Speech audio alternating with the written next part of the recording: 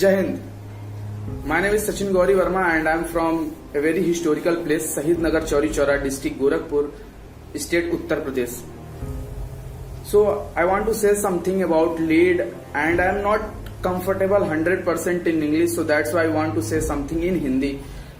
तो सबसे पहले मैं ये बताना चाहूँगा कि हर किसी के लाइफ में कुछ ना कुछ प्रॉब्लम्स आती हैं, व्यक्ति डिप्रेशन में चला जाता है।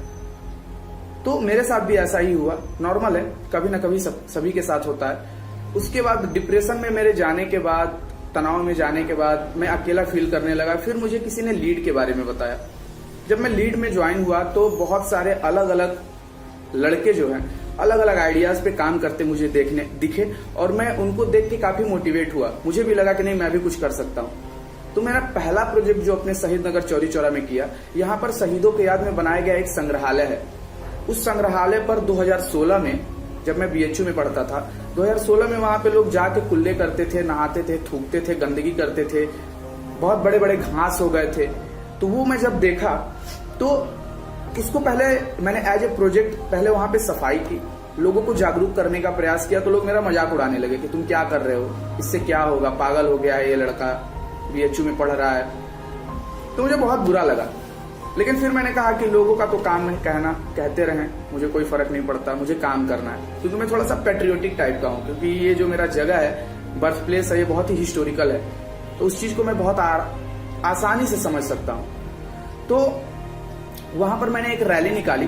रैली के माध्यम से 100 लोगों को इकट्ठा किया, बच्चों को इकट्ठा किया। जिस कोचिंग में मैं पढ़ता था उसी कोचिंग के बच्चों को लेकर मैं आगे आया। वहां पे सफाई करते करते इतना साफ हो गया था कि वहां पे लोग देखने के आ गए कि आखिर हो क्या रहा है। फिर एक न्यूज चैनल में मुझे कवर किया और उस न्यूज चैनल के माध्यम से मैं लोगों के सामने एक हीरो बन के उभरा।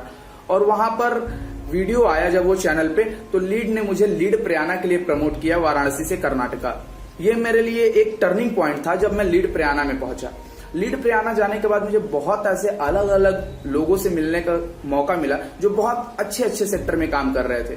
तो वहां से मैं मोटिवेट हुआ। लीड प्रयाना घूमना, देखना, एक छोटे से गांव के लड़के के लिए इन्फोसिस कैंपस पहुंचना, वो माइक्रोसॉफ्ट के ऑफिस में पहुंचना, वहां पे अपनी बातों को रखना, वहां पे लोगों से बात करना, ये मेरे लिए एक सपने से कम नहीं था। तो मैं बहुत कुछ सीखा, बहुत मोटिवेट हुआ। फिर मैं जब लीड प्रयाना से आया तो और भी बड़े बड़े प्रोजेक्ट्स करने लगा। जैसे एक प्रोजेक्ट मैंने किया था, वाराणसी में 4 यूनिवर्सिटियां हैं। तो जिस यूनिवर्सिटी में मैं पढ़ता था, MSW करता था, विद्यापीठ में, मैंने वहां के हर एक फैकल्टी में फर्स्ट एड बॉक्स रखवाया और इसका इनॉग्रेशन उस वीसी से करवाया जो वीसी उस यूनिवर्सिटी में सबसे सक्रिय थे।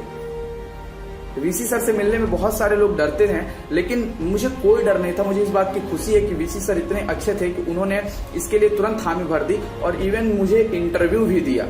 तो ये मेरे लिए बहुत बड़ी बात है कि एक छोटे से गांव का लड़का एक इतने बड़े यूनिवर्सिटी के वीसी के साथ बात कर रहा है, उनका इंटरव्यू ले रहा है, वीडियो बना रहा है। तो कुछ ना कुछ मुझे सीखने का मौका मिलता रहा हर व्यक्ति से। उसके बाद जब मैं प्रोजेक्ट्स करता रहा तो उसके बाद मुझे प्रमोट किया गया। पहले मास्टर लीडर बनाया गया, फिर लीड एम्बेसडर बनाया गया।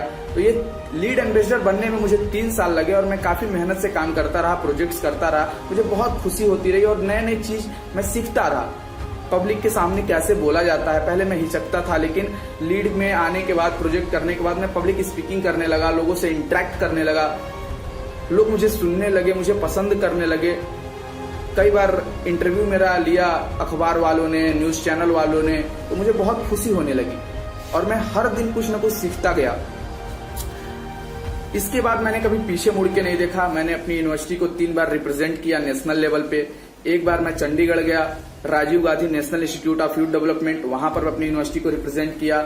उसके बाद उसी के कार्यक्रम में मुझे धर्मशाला, जो हिमाचल प्रदेश में है, वहां जाने का मौका मिला। 10 दिन का adventure camp, Atal Bihari Vajpayee mountaineering adventure camp में मुझे जाने का मौका मिला। बहुत खुशी हुई। वहां पर भारत से अन्य राज्य के लोग वहां पर पहुंचे थे, जहां पर यूपी से मैं भी गया हुआ था अपने यूनिवर्सिटी को रिप्रेजेंट करने। बहुत सारी चीजें मेरे साथ होने लगी। वर्तमान समय में मैं क्यों ये वीडियो बना रहा हूं आप लोगों के सामने, वो मैं बताना चाहता हूं। अभी रिसेंटली मेरा जो सिलेक्शन है वो ETC बॉलीवुड चैनल में एज ए सिंगर हुआ है। जी हाँ, जो ये लॉकडाउन है जिसमें प्रधानमंत्री ने कहा है कि आपदा को अवसर में बदलें, तो मैंने वही काम किया।